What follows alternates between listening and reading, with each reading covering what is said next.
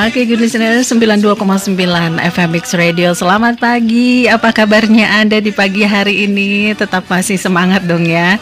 Terutama mungkin bagi Anda yang menjalankan ibadah puasa tetap harus semangat meskipun ini di luar panas terik, kemudian juga jam-jam rawan ya. Biasanya jam-jam mulai perut terasa panas, mulai kerasa haus dan lapar. Tapi mudah-mudahan Anda juga tetap semangat karena pagi hari ini seperti yang sudah kita janjikan, kita pagi hari ini juga kembali punya sesuatu yang spesial. Arin akan ajak kembali Anda untuk berbincang dan tema kita pagi hari ini mengenai pemberantasan tindak pidana korupsi untuk mendukung pembangunan di kota Cimahi tercinta ini ya. Nah, untuk itu pagi hari ini kembali kita akan kembali menghadirkan para narasumber karena ini juga sekaligus program Jaksa Menyapa ya. Jadi narasumbernya udah pasti dari Kejaksaan Negeri Kota Cimahi. Nah, pagi hari ini telah hadir di studio sebagai narasumber. Yang pertama ada Pak Andi Manapang SHMH sebagai Kepala Seksi Tindak Pidana Khusus. Selamat pagi Pak Andi. Selamat pagi. Iya, masih semangat ya? Semangat. Kemudian juga pagi hari ini telah kembali hadir Pak Agung Yunus Andianto SH sebagai Kepala Subseksi Intelijen. Selamat pagi lagi Pak Agung. Iya. Gimana kabarnya? Sehat-sehat kah? Alhamdulillah. Iya, iya. Terima kasih ya sudah kembali bersedia hadir menjawab titipan-titipan pertanyaan nih dari good listeners yang memang kita sebagai mungkin orang awam ya, masyarakat awam itu nggak ngerti mengenai ini tindak pidana khusus ya terutama, dan salah satunya adalah tindak pidana korupsi. Nah, karena seberapa penting sih pemberantasan tindak pidana korupsi ini harus dijalankan, dan ini perlu kerjasama dari banyak pihak ya sepertinya karena untuk mendukung pembangunan di kota Cimahi. Nah, mungkin sebagai awal kita ingin tahu juga sebetulnya mengenai tindak pidana khusus. Nih ya, ini sebetulnya apa sih tindak pidana khusus ini dan apa bedanya antara tindak pidana khusus dan tindak pidana umum gitu ya? Boleh silakan dijelaskan. Ya, tindak pidana khusus itu ada perbedaan dengan tindak pidana umum. Ya, kalau tindak pidana khusus itu mempunyai tugas pelaksanaan pengendalian kegiatan, contohnya penyelidikan, penyidikan, pra penuntutan, pemeriksaan tambahan, penuntutan, terus pelaksanaan penetapan hakim dan pelaksanaan putusan pengadilan. Yeah. Dan apabila putusan itu telah mempunyai apabila belum inkrah, mungkin ada upaya hukum, terus kemudian ada pengawasan terhadap pelaksanaan pidananya, kemudian ada pengawasan terhadap lepas bersyarat dan putusan pidana pengawasan serta tindakan hukum lainnya dalam tindak pidana khusus. Iya. Nah, sementara dalam tindak pidana khusus dan juga tindak pidana umum ini juga mungkin punya perbedaan dari apa yang menjadi objeknya, atau kalau sebagai pelakunya berarti dia menjadi subjek dari hukum tindak pidana khusus ini. Betul. Ini apa sebetulnya yang menjadi objek hukum dari tindak pidana khusus ini?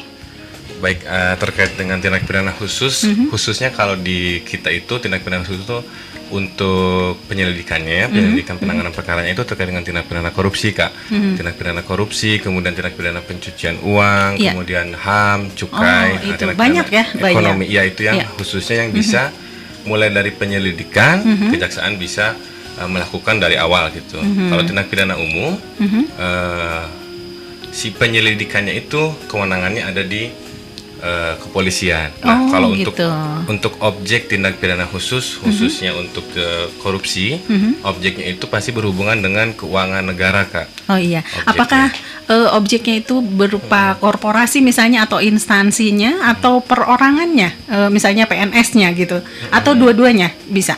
Objeknya itu setiap orang atau korporasinya juga bisa, badan hukum gitu, yang berbadan ya. hukum Iya. itu ya masuk ke dalam objek sebagaimana dalam tindak pidana korupsi Kak. Gitu ya. Jadi ini bisa berupa perorangannya ataupun korporasinya juga bisa ditindak ya. Betul. Iya, dalam terutama dalam khususnya dalam tindak pidana korupsi yang akan kita bahas di pagi hari ini ya. Betul, ya. Nah, ini kalau melihat dari kembali ke tindak pidana umum, kemudian juga ada tindak pidana khusus, sebetulnya kenapa sih dibedakan antara tindak pidana umum dan khusus ini, latar belakangnya apa dibedakan? Ya. Kalau yang melatar belakangi terkait dengan tindak pidana umum di organisasi kita ya kayak terkait dengan pidana umum itu, dia penanganan perkaranya itu dimulai dari SOP-nya itu dari pra penuntutan, sehingga penyelidikan dan penyidikannya itu dimulai oleh instansi kepolisian, kemudian dilimpahkan kepada kita dari mulai pra penuntutan. Dari pra penuntutan ya. Betul. Sudah dimulai ya. Nah, kemudian kalau dari tindak pidana khusus sendiri itu kejaksaan dikasih wewenang, khusus misalkan tindak pidana korupsi tadi, misalnya kemudian korupsi, HAM berat, tindak pidana ekonomi, perekonomian negara, itu bisa dikasihkan wewenang mulai dari penyelidikan. Sehingga dipisahkan dari tindak pidana umum yang notabene itu lebih kepada dampak impactnya itu kepada korban atau publik ya kayak, sedangkan tindak pidana khusus ini dampak impactnya itu lebih kepada suatu organisasi keuangan negaranya, kemudian begitu kan. Karena dengan adanya misalnya korupsi di sebuah instansi, itu dampaknya ke instansinya tersebut ya. Dengan kemudian juga dampaknya ke masyarakat. Nanti ada dampak yang lebih luas gitu ya, merembet ke masyarakat. Nah, untuk Anda good listeners, Anda juga bisa simak perbincangan ini melalui live Instagram ya, di akun Instagramnya @kejari_cimahi.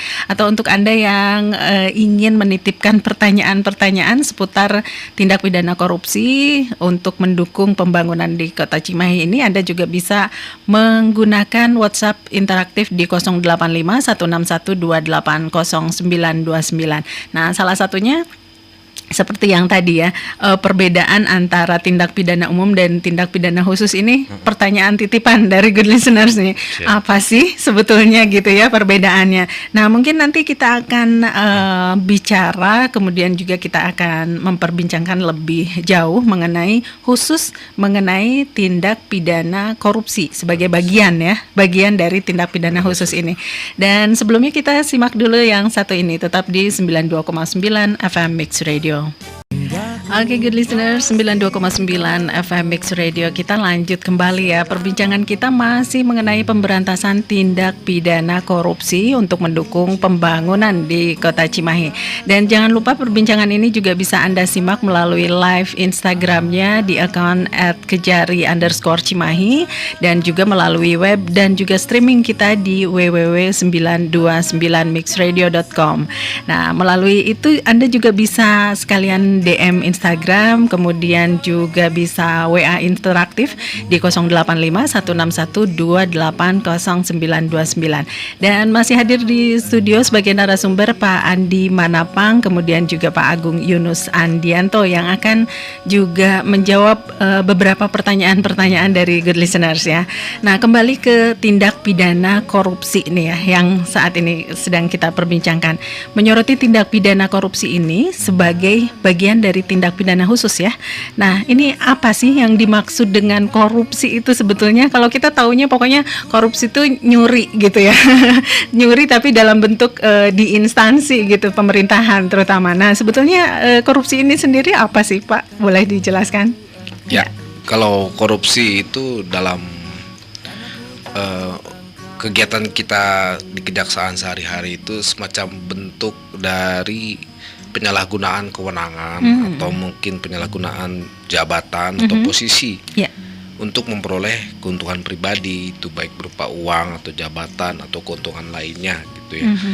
Dan yang menjadi indikasi itu sebenarnya korupsi itu merugikan keuangan negara, itu yang utama ya, dan lembaga publik itu, karena merugikan keuangan negara ini bisa merugikan kepentingan umum juga, juga bisa menghambat pembangunan, juga bisa merusak tata kelola pemerintahan, juga mengganggu kepercayaan masyarakat terhadap lembaga pemerintah. Banyak yang dirugikan ya dengan tindakan korupsi ini. Nah, Kemudian biasanya tindak pidana korupsi itu dilakukan oleh berbagai pihak seperti pejabat pemerintah, baik swasta juga bisa juga terkait di situ, juga bisa pejabat BUMN ataupun pihak-pihak lain yang mendapat akses terhadap sumber dana yang betul ada itu, seperti itu. Jadi semacam korupsi itu sebenarnya bisa banyak bentuknya ya, bisa suap juga, bisa gratifikasi, bisa pencucian uang juga sebagian dari korupsi juga, money laundering seperti itu ya. Gitu. Jadi banyak bentuknya ya dari tindak pidana korupsi ini, dan itu tidak hanya dilakukan oleh perorangan, tapi juga bisa dilakukan kerjasama ya, bersama-sama sepertinya ya dalam suatu instansi. Dan ini pasti dengan dilakukan bersama-samanya ini jadi banyak yang terlibatnya gitu ya. Iya. Nah, kenapa korupsi ini dimasukkan sebagai tindak pidana sih? Kalau kita sebagai orang awam gitu, itu kan kalau pidana tuh kayaknya identiknya dengan kejahatan gitu ya. Nah, kenapa korupsi ini dimasukkan ke dalam tindak pidana? Ya, karena korupsi ini memberikan dampak yang sangat serius ya kepada dampaknya ya, masyarakat, kepada perorangan, maupun kepada negara secara keseluruhan. Salah satunya ya tadi ya merugikan negara dan masyarakat juga, yang pasti dia menghambat pembangunan. Iya, betul. Jadi yang harusnya membangun jadi pembangunan ekonominya jadi terhambat. Terus kemudian menghambat investasi juga, juga merusak infrastruktur karena tidak dibangun sesuai dengan spek. Iya, betul. Sehingga infrastrukturnya cepat rusak seperti itu ya. Budgetnya juga ya nggak sesuai. Ya, kalau jadi tadi rusak. Berkaitan sama investasi, kayaknya kepercayaan para investor juga terpengaruh ya. Terpengaruh sekali. Luar negeri kalau melihat kita tingkat korupsinya tinggi, mereka nggak mau invest. Betul. Jadi dampaknya cukup luas ya. Iya, itu mengapa korupsi ini termasuk sebagai tindak pidana, karena dampaknya itu ternyata luas sekali. Nah, kalau melihat dari tinggi rendahnya tingkat korupsi di suatu daerah, suatu negara, atau suatu instansi lah ya, misalnya dalam lingkup kecil terhadap keberlangsungan pembangunan daerah, ini apa sih? Gitu, boleh dijelaskan? Ya, kalau pengaruhnya terhadap suatu daerah mengenai tinggi rendahnya korupsi itu, jadi alokasi dananya tidak efisien, seperti itu ya. Jadi misalnya karena ada kerusakan, jadi pekerjaannya itu mungkin hanya pemeliharaan saja. Jadi tidak membangun ya, jadi pemborosan seperti itu ya. Jadi pembangunan terus gitu, jadi tidak berlangsung secara signifikan untuk pendidikan contohnya, atau kesehatan, atau sektor-sektor lainnya yang lebih penting. Juga pembangunan jadi tidak merata karena jadi pembangunannya itu hanya di sektor-sektor tertentu saja, sehingga terjadi kesenjangan pembangunan di dalam wilayah daerah-daerah itu. Jadi dan mungkin ya tadi seperti kita katakan itu, jadi rendahnya investasi dan pertumbuhan ekonomi juga jadi lambat seperti itu ya. Terhambat karena investasi yang harusnya mendorong ekonomi menjadi tidak tercapai. Jadi kurang efisien ya. Jadi dari mulai sisi budgeting, kemudian pelaksanaan, dan jangan lupa di dalam pembangunan itu ada maintenance-nya sesudah kita membangun. Pemeliharaannya juga harus direncanakan secara matang dalam hal anggaran. Gitu ya. Dan dengan adanya korupsi ini sangat-sangat mengganggu. Jadi yang harusnya anggarannya nyampe sampai ke pemeliharaan, jadi cuma sampai pembangunannya aja gitu ya. Mungkin begitu. Nah, kita mungkin nanti akan juga melihat sejauh mana sih upaya dari Kejaksaan Negeri Kota Cimahi ini khususnya ya dalam upaya memberantas korupsi, terutama di Kota Cimahi. Silakan. Baik, kalau terkait dengan upaya di Kejaksaan Negeri Cimahi, khususnya di bidang tindak pidana khusus terkait dengan korupsi itu, kami sudah melakukan beberapa upaya, Kak. Jadi kayak upaya preventif itu upaya pencegahan. Kita melakukan sosialisasi, kemudian penyuluhan hukum, pengawasan, pendampingan terhadap instansi-instansi atau penyelenggara negara. untuk meminimalisir terkait adanya penyalahgunaan tadi itu karena di bidang selain upaya preventif ada upaya represif. Penindakan terhadap pelaku-pelaku atau orang-orang yang sudah melakukan tindak pidana korupsi kami tindak sebagaimana di bidang tindak pidana khusus kami sidangkan kemudian dituntut akhirnya diputus sehingga membuat efek jera atau efek domino kepada yang lain supaya tidak melakukan. Betul gitu. Nah, Kak. Boleh kasih bocoran nggak kalau selama misalnya kurun waktu 5 sampai 10 tahun ke belakang di Kota Cimahi ini sendiri bagaimana sih? Apakah ada kasus-kasus yang sampai disidangkan misalnya atau dari pihak Kejari ini? Khususnya dalam hal ini ya, tindak pidana korupsi. Kalau di Kejari Kota Cimahi 10 tahun ke belakang memang ada beberapa yang sudah disidangkan, contohnya banyak ya. Kemarin kita perkara yang pemakaman, tanah makam, terus kemudian kita juga ada perkara penyalahgunaan tanah kas desa, kemudian ada juga penyalahgunaan retribusi, rusun, dan kalau retribusi ini termasuk pendapatan daerah ya, betul, yang jadi disalahgunakan. Iya, udah otonominya daerah sendiri ya, betul, untuk bisa dikelola.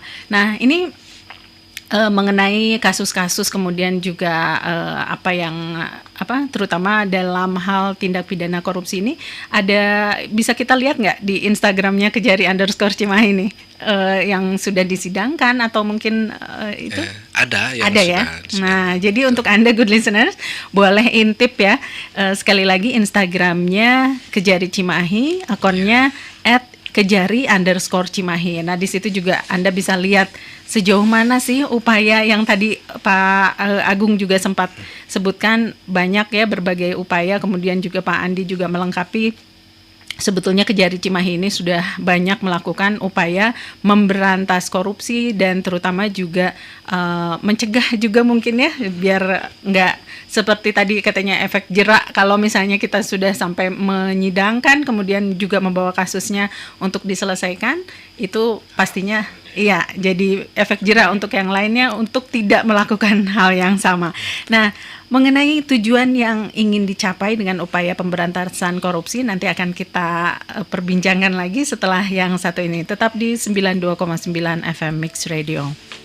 Oke, good listener, 92,9 FM Mix Radio. Nggak kerasa kita udah sampai di sesi terakhir perbincangan kita, masih mengenai pemberantasan tindak pidana korupsi yang ternyata ini merupakan bagian dari tindak pidana khusus ya, yang untuk mendukung pembangunan di Kota Cimahi. Nah, kalau tadi Pak Agung dan juga Pak Andi sudah menjelaskan bahwa banyak upaya-upaya yang dilakukan oleh Kejaksaan Negeri Kota Cimahi ya dalam upaya memberantas korupsi khususnya di Kota Cimahi ini, dan salah satunya ternyata untuk membuat efek jerak gitu ya, efek kepada yang lain agar tidak melakukan hal yang sama.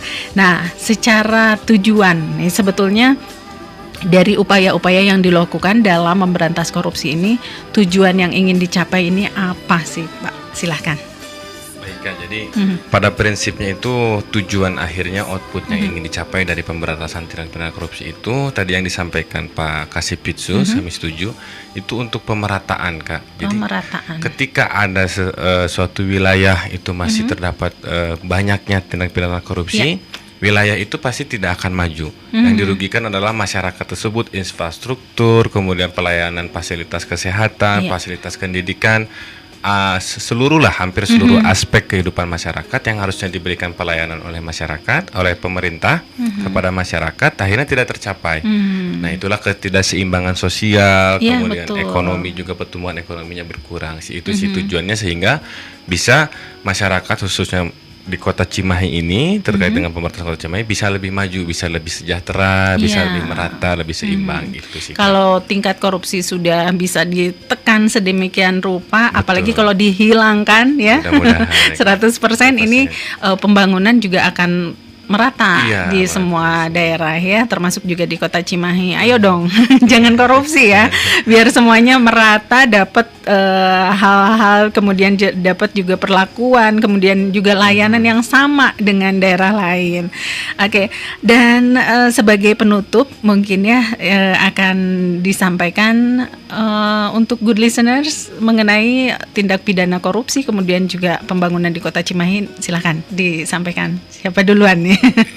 Ya, sebagai closing statementnya mungkin kita bisa mengatakan bahwa pemberantasan korupsi ini membutuhkan komitmen bersama. Nah, itu antara seluruh lapisan masyarakat, baik pemerintah, lembaga hukum, swasta maupun para individu, dengan melakukan langkah-langkah pencegahan seperti transparansi, juga akuntabilitas dan adanya partisipasi publik merupakan bagian dari solusi seperti itu. Dengan menegakkan keadilan dan mengedepankan integritas, kita membangun fondasi yang kuat bagi kemajuan bersama dan kesejahteraan masyarakat. Jadi melalui kolaborasi tersebut kita menciptakan kehidupan masyarakat yang adil dan transparan dan berintegritas. Jadi closing statementnya mungkin, mari kita bersama-sama berjuang melawan korupsi demi masa depan yang lebih baik bagi kita semua. Peran serta masyarakat dibutuhkan ya untuk good listeners. Boleh Pak Agung menambahkan nih, khususnya untuk good listeners pendengarnya Mix Radio untuk ikut serta dalam pemberantasan korupsi ini, silahkan. Setuju banget sama Pak Kasipitsus, ini peran serta semua masyarakat. Jadi dari masyarakatnya juga harus bisa mencegah gitu kan, karena ketika ada suap menyuap itu kan ada dua belah pihak, dari pemerintah juga dari masyarakat. Nah, masyarakat ayo kita mulai dari sekarang, jangan ikut-ikutan atau masih paradigma zaman dulu gitu kan, mulai dihilangkan, mulai melakukan juga pencegahan, laporkan, aktif dalam setiap aspek yang menyangkut terkait dengan keuangan negara gitu sih kan. Nggak usah takut ya untuk melakukan pengaduan, laporan gitu ya, nggak usah takut karena ternyata ada perlindungannya sendiri ya. Betul. Untuk yang mengadukan. Oke, asal dilakukan dalam jalur yang benar. Betul. Oke, terima kasih sekali perbincangannya, membuka wawasan, membuka mata kita mengenai bagaimana sih tindak pidana korupsi ini harus diberantas agar pembangunan di Kota Cimahi bisa berjalan lancar ya. Terima kasih atas kehadirannya Pak Andi Manapang sebagai Kepala Seksi Tindak Pidana Khusus, kemudian juga Pak Agung Yunus Andianto sebagai Kepala Subseksi Intelijen. Terima kasih. Terima kasih. Dan untuk perbincangan kita kali ini kita cukupkan sampai di sini, dan saya Arin Gasmara pamit di kali ini. Kemudian juga ada Rafa, ada Rizky, dan juga ada Teteh-teteh dari Kejari Cimahi yang membantu live Instagramnya. Terima kasih banyak dan sampai jumpa.